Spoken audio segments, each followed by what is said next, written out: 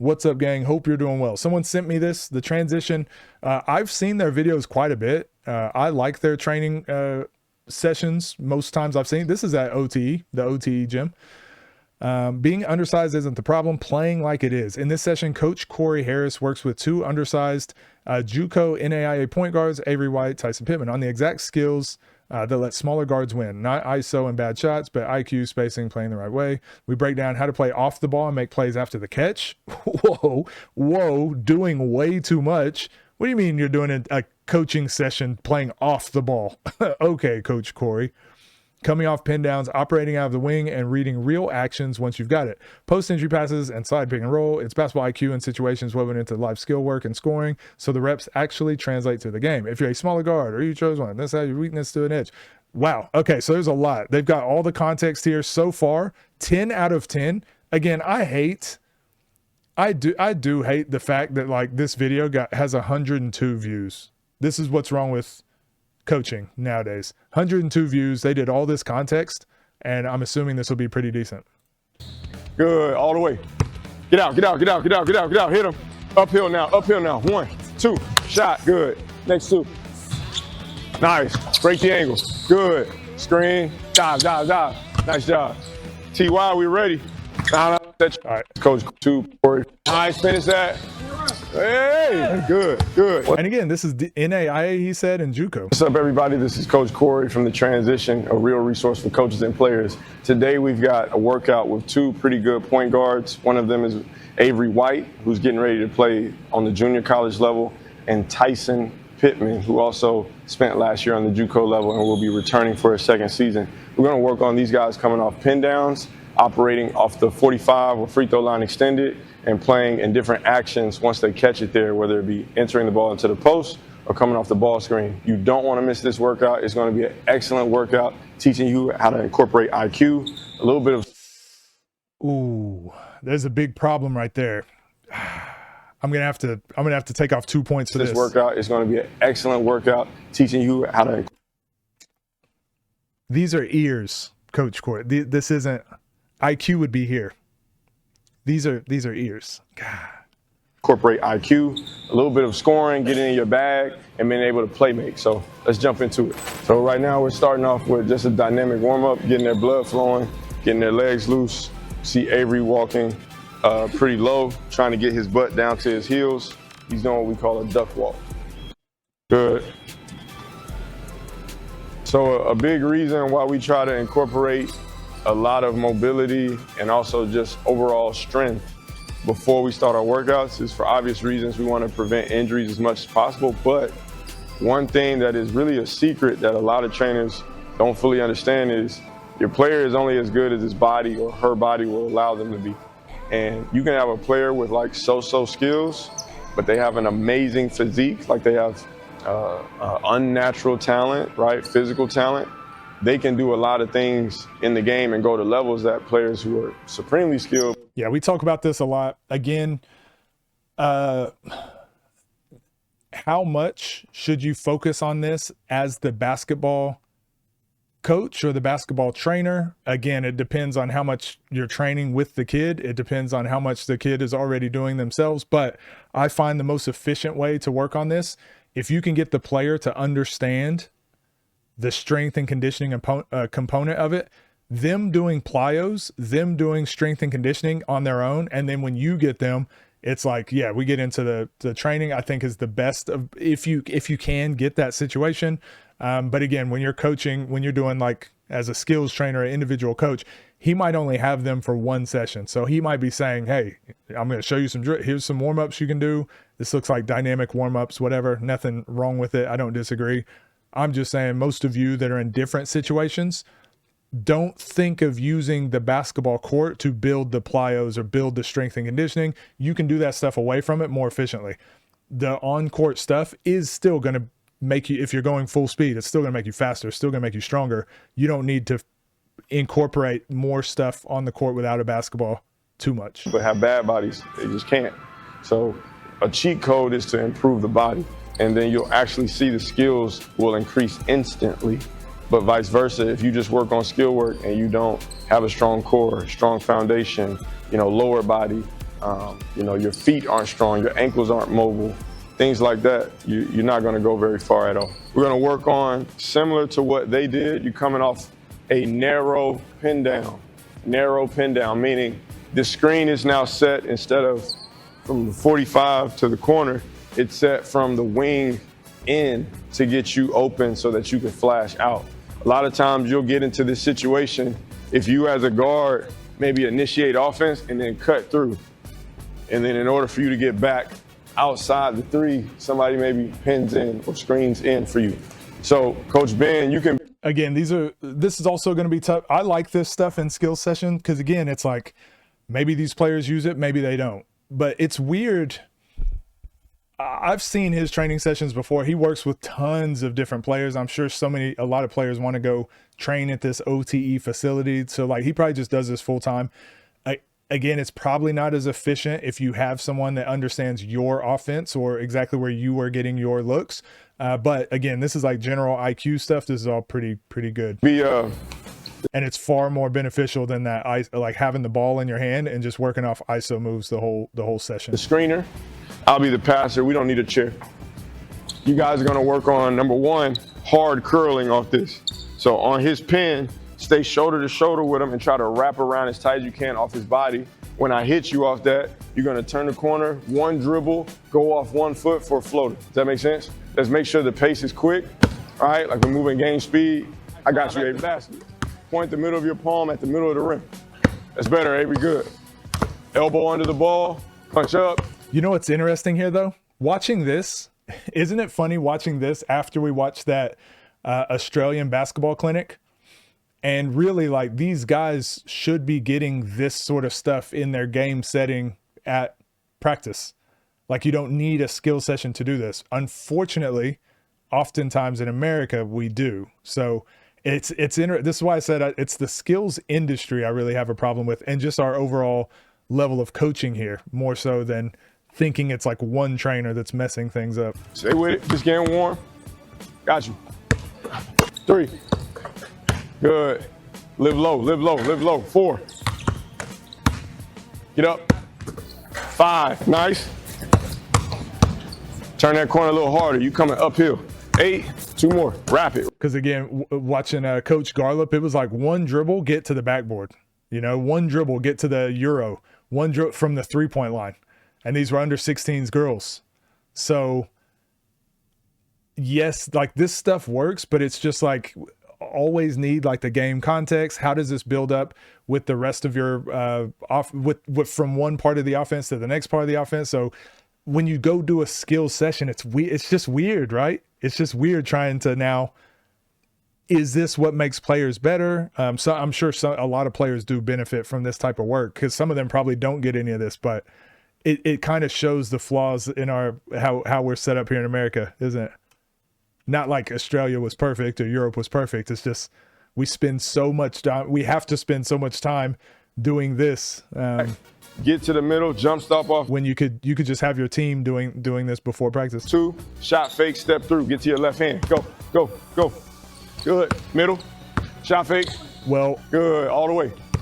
Nice. The reason football is a little bit different is if you don't pass the physical conditioning part of it, you fail instantly, right? So if you're a lineman and you can't physically hold off a defensive lineman, like instantly the quarterback gets tackled.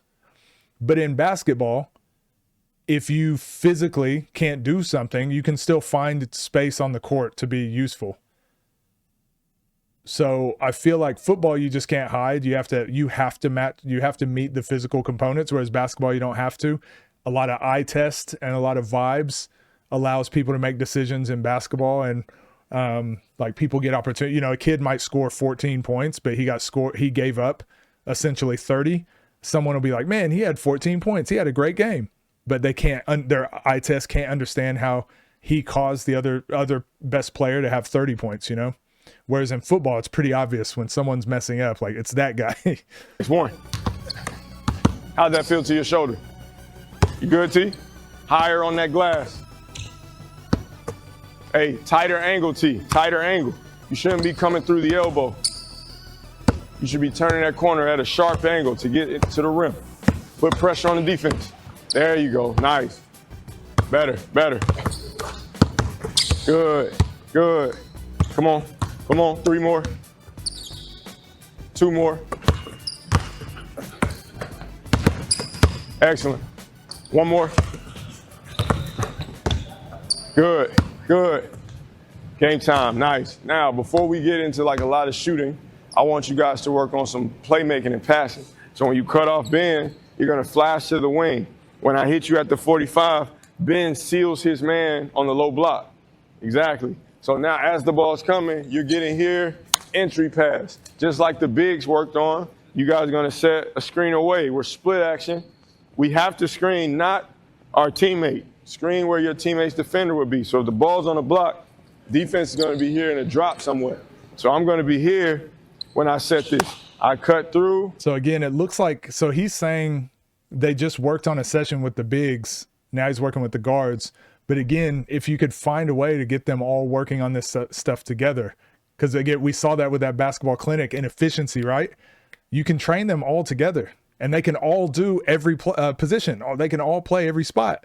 Guards don't have to be there. Bigs have to be here, right? So again, hopefully that watching that clinic, for those of you that did watch that clinic, that does show you why I have so many frustrations with the way we do things in America. Again, that's nothing about this session. This is a very good skills session, but just overall, I'm like, what? Why can we not just get to that point? Ben hits me, I finish. Then we get out, you get another shot, sprint, pass will come from me, dribble pull up, 1, 2. So we're getting warmed up by shooting a dribble pull up rather than a catch and shoot 3. Here we go. I need that T. Go, go, flash, corner. Shoot me, wing, inside, good, screen away, good, dive, good, finish that. Get out, get out, get out, get out, get out, get out, hit him. Uphill now, 1, 2, shot, good. Next 2 shots, flash T, flash. Free throw line extended, good. Entry, good. Screen, split action, there you go. Now dive, good, finish that. Skip pass is coming from the big. Finish, 1, 2.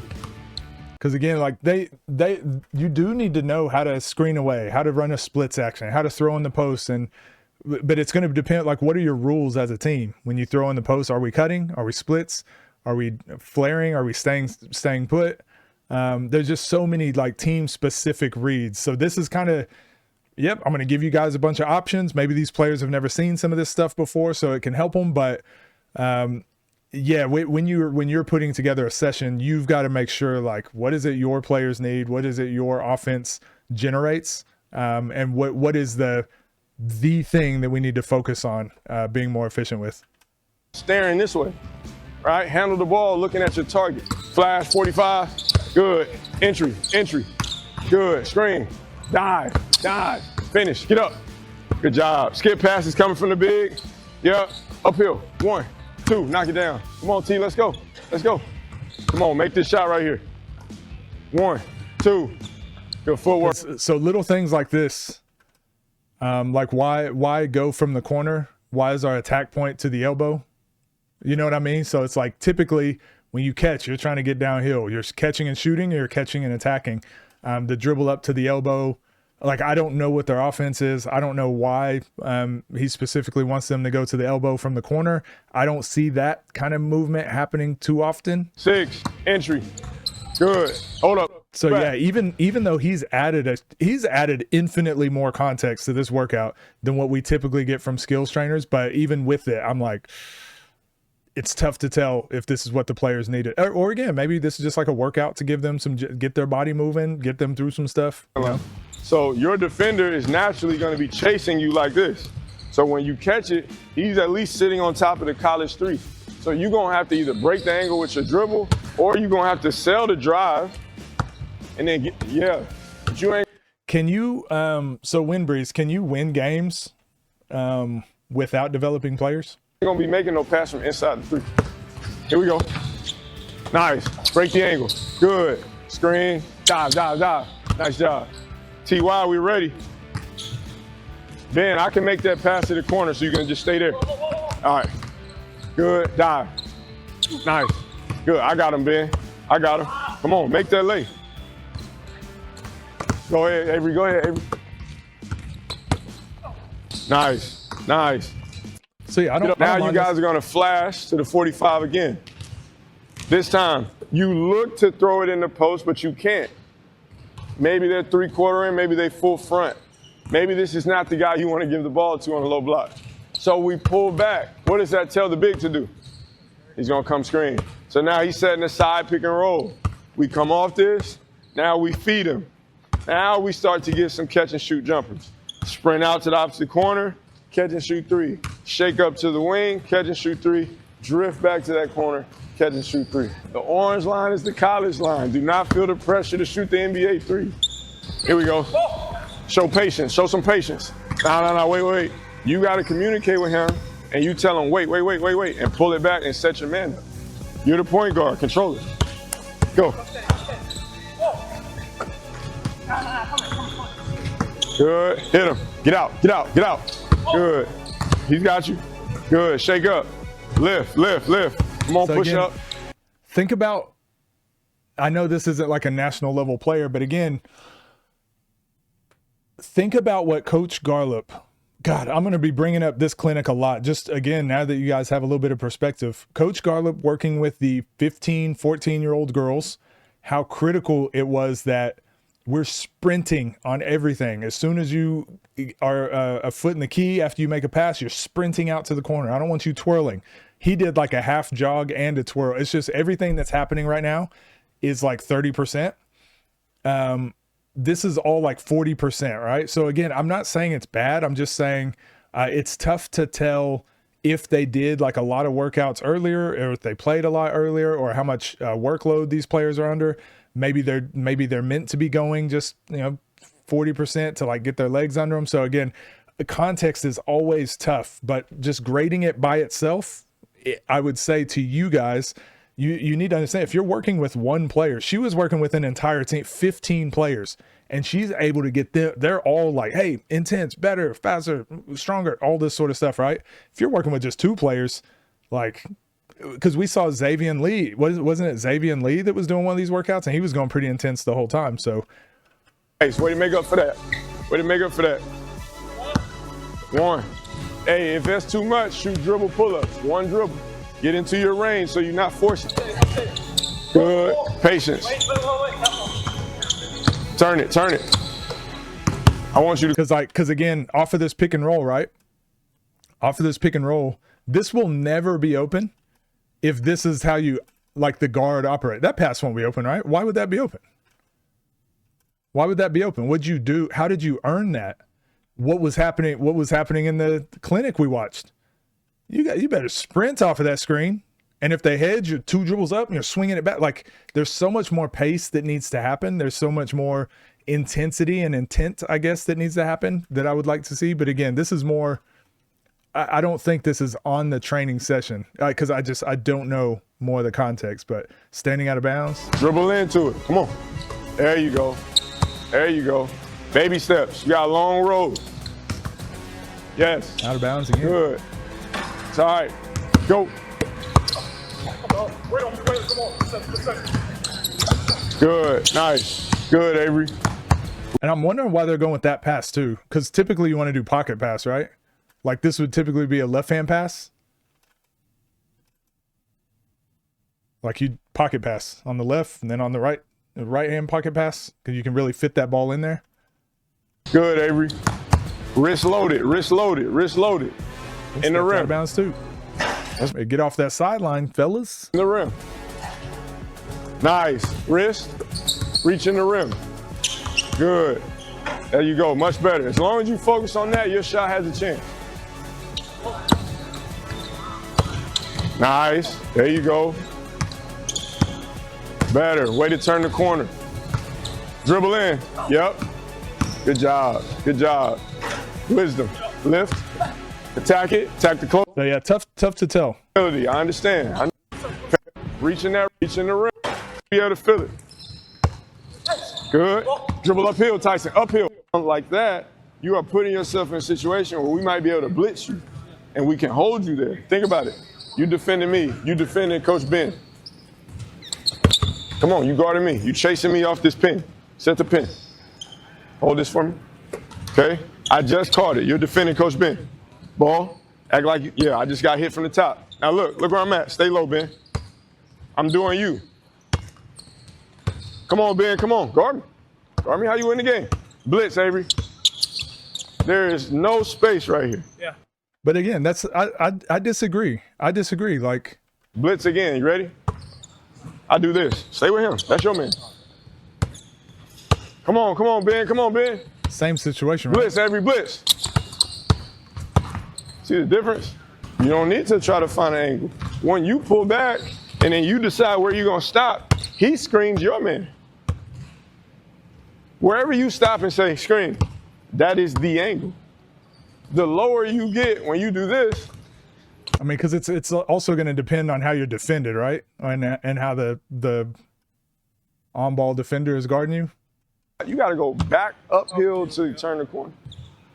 So you set the table by getting to the spot that gives you the optimal position to do what you want to do. From right. But again, because what I think typically the way I would attack off a blitz, what I teach is like you can attack the big, right? So if the big comes up and sets the screen, you can try to turn the corner.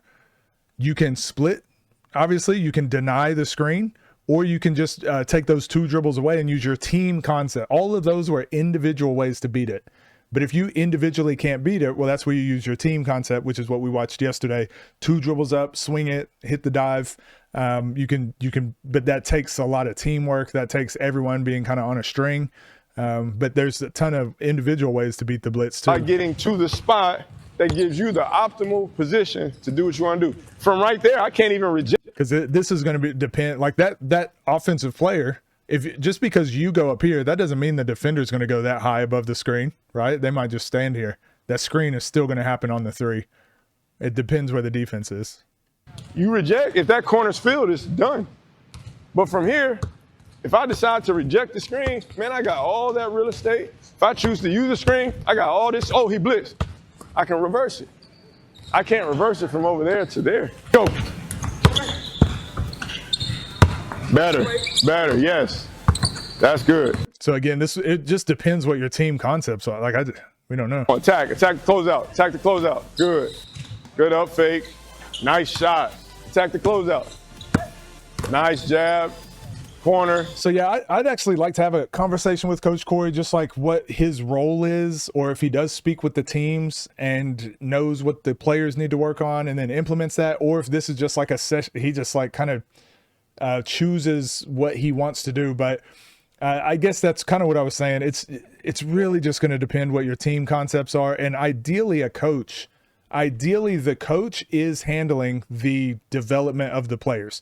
I obviously understand that there are some players that won't get extra development. I understand there are some coaches that won't handle the development. They won't put in skills aspects to their training sessions. I completely get that. But I still don't know if the answer is to go to a skills coach and work on different skills that might not apply either. Now, I'm not saying this is a bad thing to do. I guess what I'm trying to figure out, what is the place for the skills industry in America? Like, what's the place for it? What's the best way to utilize it and the best way to make sure the players are actually getting out of it what we are saying that we're offering. So this was very good. Like I said, I like his drills. I like his stuff. This is actually at least going to get the kids getting through some off-ball stuff. They got into some pick and roll stuff and passing the ball and sprinting back out to space. Like, this still covered way more concepts than what you would do just putting a cone out there and working on some dribble moves. But like I said, now I'm more interested in what are the conversations happening behind the scenes? What type of practice is this? All that sort of stuff. So anyways, that was pretty good. Let me know what you guys think, and thank you for sending that through.